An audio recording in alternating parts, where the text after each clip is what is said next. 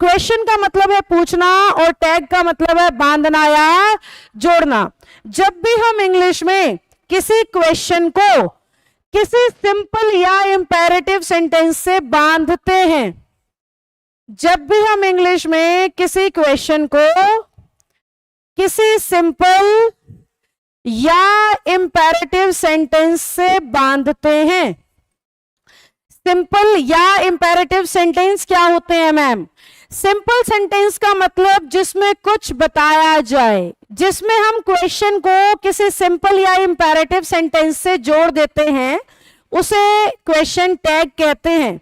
अब बात ही आती है कि मैम सिंपल और इंपेरेटिव सेंटेंस होते क्या है? जिसमें बात को कहा या बताया जाता है वो सिंपल सेंटेंस होता है। जिसमें ऑर्डर, एडवाइस, सजेशन, कमांड जैसी फीलिंग आए, रिक्वेस्ट जैसी फीलिंग आए तो उसे इंपेरेटिव कहते हैं। या इसका एक सीधा शॉर्टकट भी होता है, ध्यान से सुनना। सिंपल सेंटेंस में हमेशा सब्जेक्ट लिखा गया होता है, कभी भी सिंपल सेंटेंस बिना सब्जेक्ट के नहीं बनता है, जबकि इंपेरेटिव में कभी भी सब्जेक्ट लिखा ही नहीं जाता है। तो आपको अपने एग्जाम में सिर्फ इतना ही देखना है कि क्या सेंटेंस में सब्जेक्ट है, यानी वो सिंपल सेंटेंस का टैग है, और अगर सेंटेंस में सब्जेक्ट नहीं है यानी कि वो इंपेरेटिव सेंटेंस का टैग है। क्वेश्चन टैग का मतलब क्वेश्चन को बांधना या जोड़ना। किससे मैम? सिंपल या इंपेरेटिव सेंटेंस से। अब सिंपल या इंपेरेटिव सेंटेंस क्या होते हैं? जिसमें सब्जेक्ट है वो सिंपल और जिसमें सब्जेक्ट नहीं है वो imperative. I am teaching you, simple है, गेट आउट, इंपेरेटिव है।